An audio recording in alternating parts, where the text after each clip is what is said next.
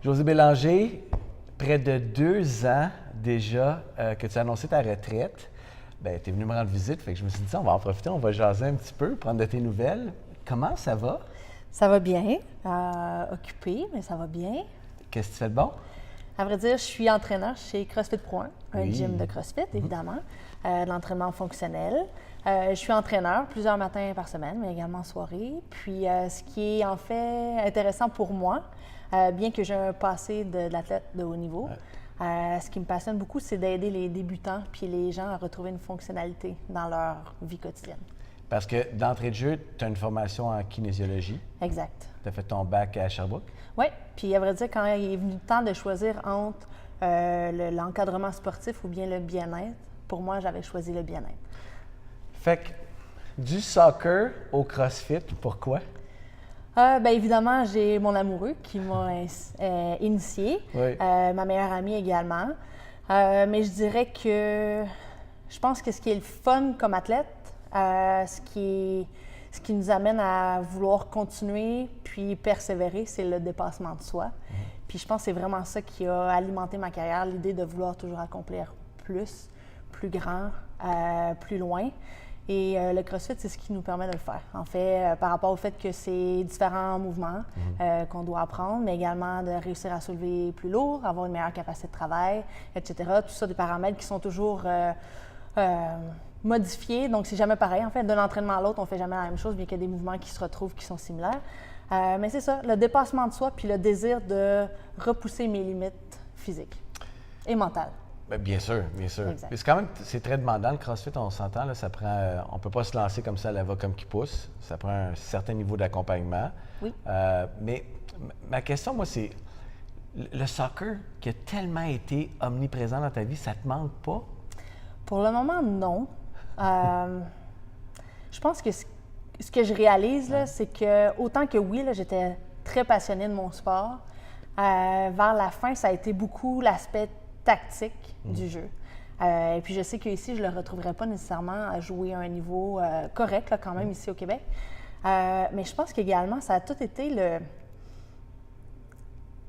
le développement de la personne que j'ai eu à travers cette expérience-là.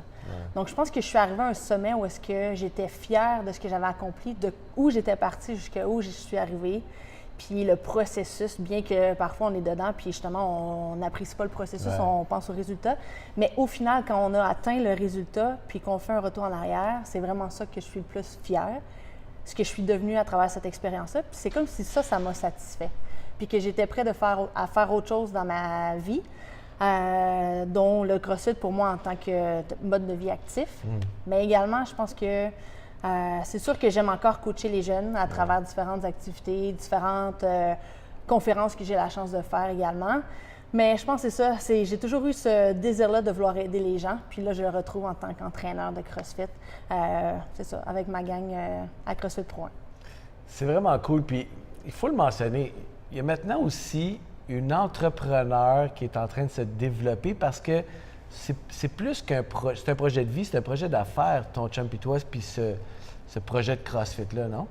Oui, en effet, on a des idées de justement déménager et grandir un petit peu.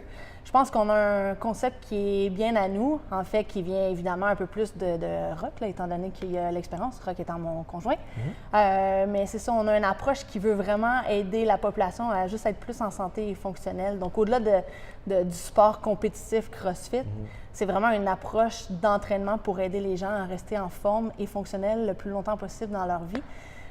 Et en santé, mais c'est ça, je pense que c'est l'idée de pouvoir accompagner les gens, de bâtir cette communauté-là, puis de devenir, c'est ça, des gens de référence pour ces gens-là qui souhaitent. Des bons ambassadeurs. Oui, exact. C'est comment travailler avec son chum? Parce que là, mais non, mais c'est particulier parce que vous êtes engagé en tant que couple, puis après ça, en tant que partenaire d'affaires, en tant que, qu'entraîneur. Ça doit être, comment tu fais pour, avoir gardé un peu les deux aspects, la vie de couple puis le projet d'affaires? Tu sais, à la maison, tu peux pas tout le temps juste jaser de ça, j'imagine? Ce qui est ironique, c'est que moi, mes parents, ils ont bâti leur entreprise ensemble. OK. Et j'ai toujours dit, jamais je vais avoir une entreprise avec mon amoureux. Et finalement, j'en suis dans le même contexte. Mais je pense qu'on le vit différemment que ce que j'ai vu mes parents, sans offense. Là. Non. Mais je pense que les deux, on est passionnés de la même chose. On a des idées complémentaires et des compétences complémentaires.